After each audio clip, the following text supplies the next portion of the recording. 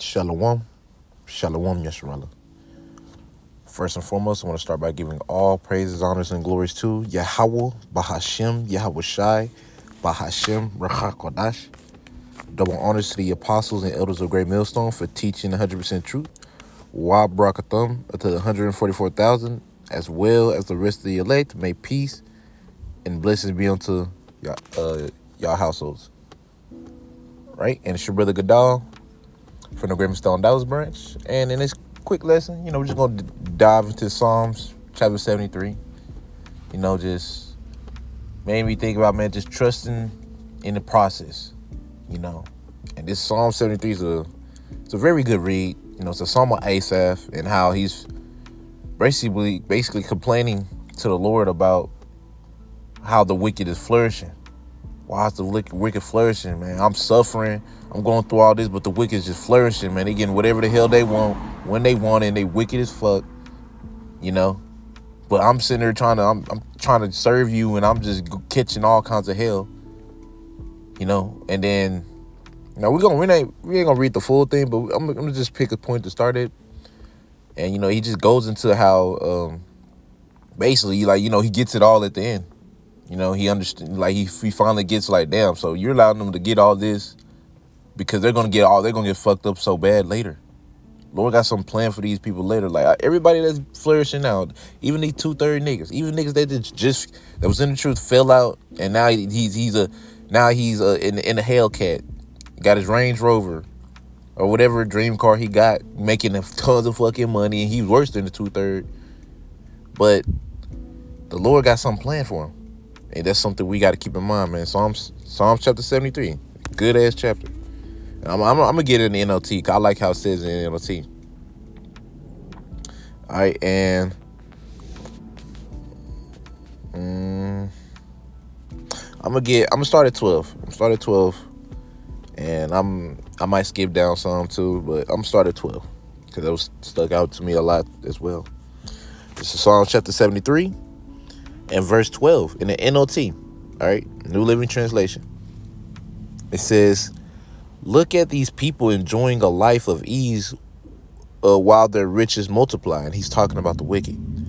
"Did I keep my heart pure for nothing? Did I keep myself innocent for no reason?" And it can feel that way, man. You're sacrificing. You're trying to serve the Lord better, but you catching so much more hell, right? You catching so much more hell while these niggas, they eating pork, chilling. They're getting blessed even more at their job than you. While they're getting on to you for every little thing. Hell, they're getting on to you for the thing that they're doing. Whatever it may be. Because that's how it can feel at times, We're in the flesh. So, we understand that, as Apostle Kabar said, man, you're in this truth to suffer. Once you really get that in your mind, you realize that everything is amplified against you. Remember, Satan has a target on your back now, right? He departed from evil, maketh himself a prey, roughly paraphrasing, right? So making himself a prey for who? Satan. So now Satan wants you. Therefore, you're going to get tried, and the Lord's going to allow him to try you. It just, it sucks because, when you see them flourishing, you trying your best to serve the Lord, they just in there flourishing and shit, you be like, man, fuck these niggas, man. That's how you feel sometimes. But then you got to remind yourself, what is their latter end? What's going to happen to them? Why are they flourishing? The way I look at it personally, and it helped me a lot, it's just like, man, the Lord is literally just fattening them up for the slaughter. That's it. They're just all getting fattened up for the slaughter, especially the ones that fell out the truth. I'm going to keep going. Back in 13, Psalms chapter 73, verse 13 in NLT says, did I keep my heart pure for nothing? Did I keep myself innocent for no reason? I get nothing but trouble all day long. Every morning brings me pain. Right? So, it can feel that way sometimes, man. It can feel like, man, like you're doing this for no reason, but only if you ain't got the wisdom and knowledge to understand that it is a reason. Hell, Romans 8:28, for all things work good for those that serve the Lord. Hebrews chapter 12, the Lord chastens who he loves. When you understand these things, then it allows you to go through the hell a lot better, a lot easier, a lot smoother. You know, you're able to take it on the chin because you have the understanding that comes with it. Continuing on, verse. I'm gonna reread verse 14. Psalm chapter 73, verse 14. NLT says, "I get nothing but trouble all day long. Every morning brings me pain. If I had really spoken this way to others, I would have been a traitor to your people." So it's like, damn, you feel this way, but you still got to control yourself. And that's exactly how you feel. You be like, damn, man, you know, you get tired. You know, you get tired. Like I said, we're in the flesh, bro. You know, it just, these are emotions that we just can't help to have. But we have understanding behind these emotions. And this is what Asaph is feeling, man. He's upset that the wicked is flourishing, not serving the Lord, but they're flourishing while we're catching hell. But it really just shows that he didn't have the understanding of it yet. Reading on, Psalms chapter 73, verse 16 in the NLT says, "So I tried to understand why the wicked prosper, but what a difficult task that is, man. It can be difficult if you ain't got it yet, you know." Read 17 says, "Then I went into your sanctuary and I finally understood the destiny of the wicked." Boom. Right? See, hey, reading the scriptures, man, learning the scriptures, man. Learning what's their latter end. Bro, Lord's gonna get back these niggas in ways that we can't even imagine. Everybody that did you wrong. Hell, everyone that fell out the truth, thought that it was so much better to be in the world instead of the truth. Right? But he says, what it says, "Then I went into your sanctuary, oh Yahweh Shem Shai, and I finally understood it." So, in other words, you get into these scriptures, you listen to brother videos, then you'll begin to understand, oh, this is why the wicked is flourishing. Right now is their time. And their time is really coming to an end. You know? Like me, I'm just talking mainly 2/3, but hell, the heathens. Esau, Edom. They're flourishing, they're wicked as all be. But we understand their end. Right? Verse 18, Psalms chapter 73, verse 18, NLT. It says, truly you put them on a slippery path and send them sliding over the cliff to destruction." Wide is the gate that leads us onto destruction? Roughly paraphrasing. That's the path they on. They on an easy path, but that's the path that leads to their demise. And we see that. Look at what's going on within the society. World War III is brewing up, man. World War III is really happening. NATO is turning against this whore. It's beginning to hate the whore. All these prophecies just coming to pass, man. Sooner or later, they're going to do away with the dollar, bro. It's like, bro, their end is going to be made manifest. And we're seeing it. And we're in the last days of it. So just endure. Just endure this little bit that we got. Because the Lord got something, bro. Lord's going to get them in ways. We're going to be like, oh, shit. Hell, sometimes Lord will get them in ways you be like, oh, shit, now. You know? And he didn't even kill him. You know, man, that was Sam Slocky low. Hopefully they don't cut me off of that. But yeah, he didn't even, off them. You know? Verse 19 in the Psalm chapter 73, verse 19, NLT says, in an instant they are destroyed, completely swept away by terrors. When you, verse 20, when you arise, oh yeah, how about Shem Shai, you will laugh at their silly ideas as a person laughs at a dream, at dreams in the morning. Then I realized that my heart was bitter and I was torn up inside. I was so foolish and ignorant, I must have seemed like a senseless animal to you. See, Asaph, he realized that he was like, damn, Lord, man, Slaki, I was tripping, man. Slaki, man, I'm just bitter. I'm fucked up. I'm upset. I'm tired of seeing the wicked flourish. And that's how you feel being in this truth, man. You can get bitter sometimes, but don't get too bitter to the point to where it's like you finna fall out. You don't believe in the prophecies. You don't believe what the Lord's gonna do anymore. Yes, we're supposed to be in the house of mourning. Yeah, we ain't supposed to be happy, but yeah, we're gonna be bitter. Bitters are good for you, but not too much. There's always a level. And the Lord knows that level for you. You don't, but he knows. So Asaph, he realized like, damn, so you do got something planned for the wicked, but I'm tripping. I didn't see it because only thing I see is what they got right now. Don't be so focused on the right now.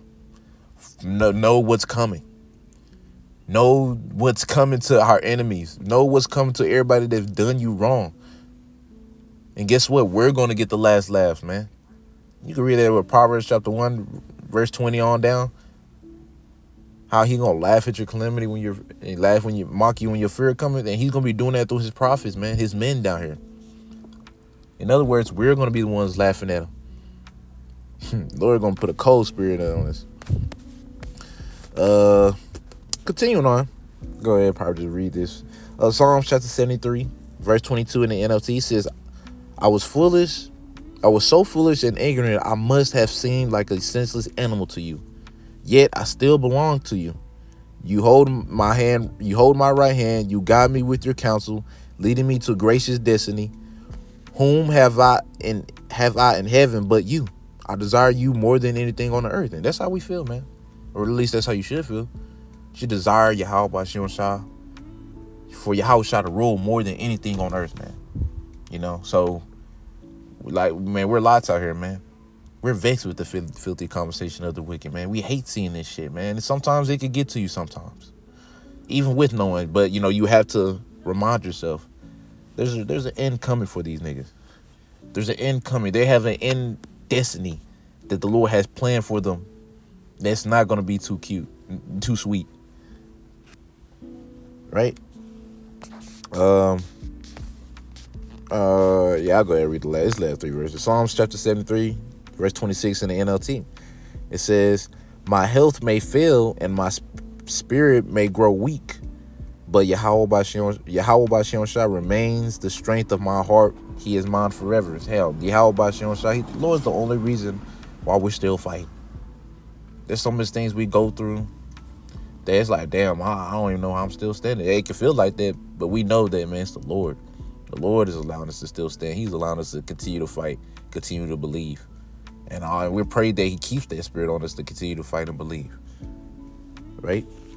All right, Psalms chapter 73, verse 27. NLT says, those who desert him will perish, for you destroyed those who abandon you. But as for me, how good is it that how good is it to be near to Yahweh B'Shem Shah, man? I have made the sovereign Lord, Yahweh B'Shem Shah, my shelter, and I will tell everyone about the wonderful things you do. Right? So, yeah, man. It's a blessing, it's an honor, ultimately, to partaking in these sufferings of Yahweh Shah. And yes, you know, it sucks. It don't feel good. It didn't feel good when Yahweh Shah was going through it. But it's an honor.